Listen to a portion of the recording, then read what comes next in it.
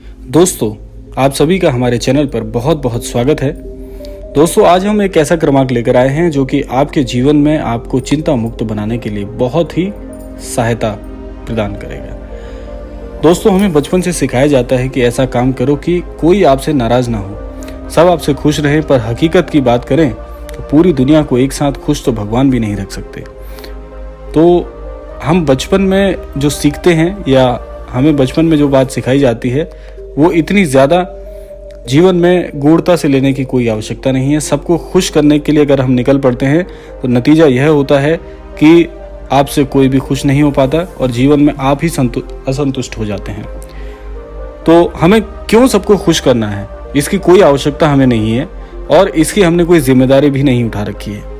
इसके लिए तो हमें सिर्फ एक कार्य करना है कि हम अपने जीवन में थोड़ा सा स्वार्थी बने और अपने जीवन को सुधारते हुए चलें, क्योंकि जब कोई व्यक्ति जीवन में सफलता को प्राप्त करता है तो सब उसका लोहा मानते हैं।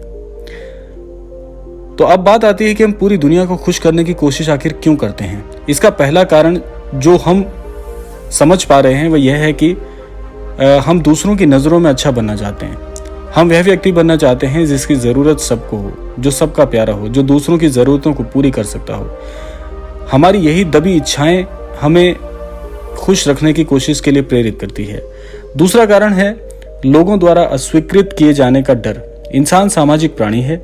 वह अपनी जिंदगी के ज्यादातर काम अपनी नहीं बल्कि समाज की खुशी के लिए करता है। ऐसा करके वह समाज की स्वीकृति हासिल करना चाहता है।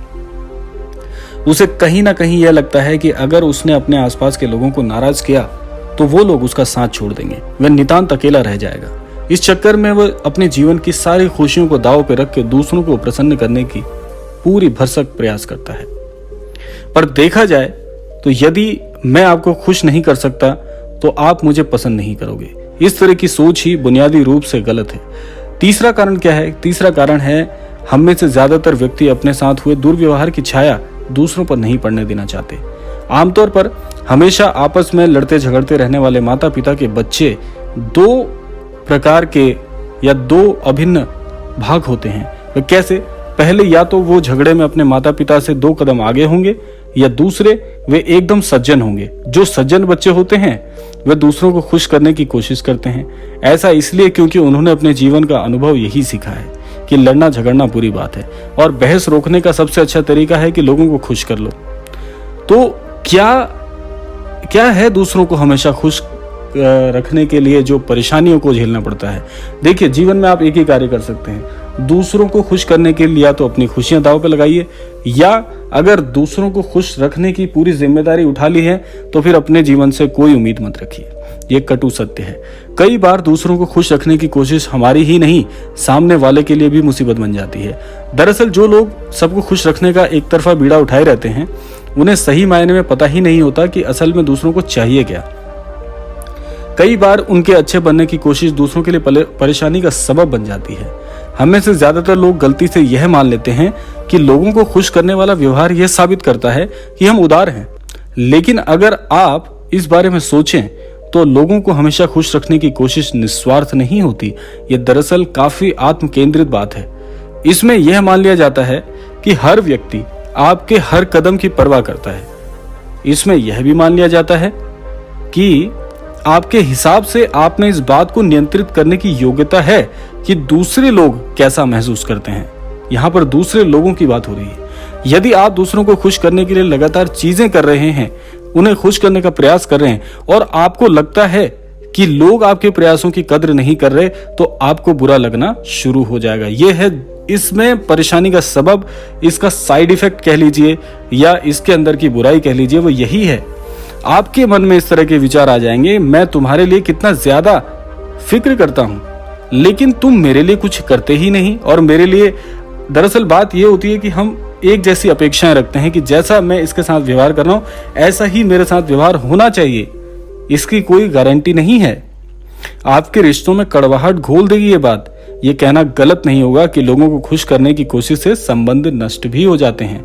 क्यों हम लोगों को हमेशा खुश रखने की कोशिश से हमको क्यों बचना चाहिए? अब बात कर लेते हैं इस पहलू पर।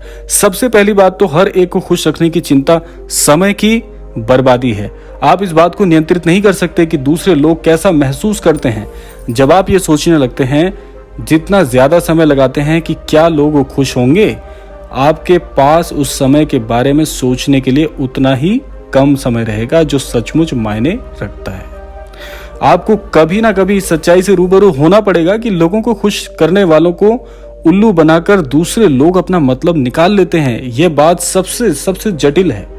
चालाक लोग जो होते हैं वह दूसरे लोगों को खुश करने वालों से दूर से पहचान लेते हैं कि ये किस प्रकार का व्यक्ति है, तो वो दूर से ही उनको अलग ही पहचान उनकी हो जाती है। तो इसमें क्या करना चाहिए? देखिए, चालाक लोग जो होते हैं वो दूसरे लोगों को खुश करने वालों से जैसे मैंने बताया कि दूर से पहचान लेते हैं, फिर अक्सर उनका फायदा उठाते हैं, उनके व्यवहार को नियंत्रित करते हैं। आप उन लोगों से दूर ही रहें जो कहते हैं कि मैं आपसे ये काम करने को सिर्फ इसलिए कह रहा हूं क्योंकि मैं जानता हूं यह काम आपसे अच्छा और कोई नहीं कर सकता। क्योंकि इसे अगर आप तारीफ समझ के उनका कार्य कर देंगे तो आप ये समझ लीजिएगा कि आप उल्लू बन गए, क्योंकि आपको यह भी पता रहेगा कि यह चापलूसी किस वजह से कर रहा है, क्योंकि इसमें उसका अपना स्वार्थ छुपा है। यह आपको पहचानना भी होगा। मुझे आपसे कहते हुए शर्म आ रही है, मगर दूसरों को खुश करने की कोशिश को तत्काल प्रभाव से इसलिए भी बंद कर देना चाहिए क्योंकि ऐसा कोई कारण नहीं है, ऐसा कोई जीवन का नियम नहीं है कि सभी को खुश रखना आपकी जिम्मेदारी है। लोगों को सारे समय खुश रखने की जरूरत हो। हर व्यक्ति में बहुत सारी भावनाओं से निपटने की योग्यता होती है और यह आपका काम नहीं है कि आप उन्हें नकारात्मक भावनाएं महसूस करने से रोकें। कोई नाराज हो जाता है, इसका हमेशा मतलब यह नहीं होता कि आपने कोई गलत चीज की है। सबसे जरूरी बात अब मैं आपको बता दूं, सबसे जरूरी बात यह है, यह समझ लें तो बेहतर होगा कि आप हर एक को खुश नहीं कर सकते।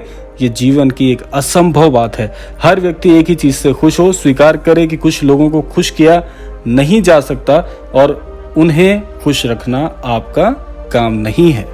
तो यह था दोस्तों आज का क्रमांक। आशा करते हैं ये बातें आपको अवश्य ही महत्वपूर्ण लगी होंगी। तो इस कहानी का, इस क्रमांक का समापन यहीं पे करते हैं और मिलते हैं अगले क्रमांक के साथ। तब तक के लिए आपका बहुत बहुत धन्यवाद।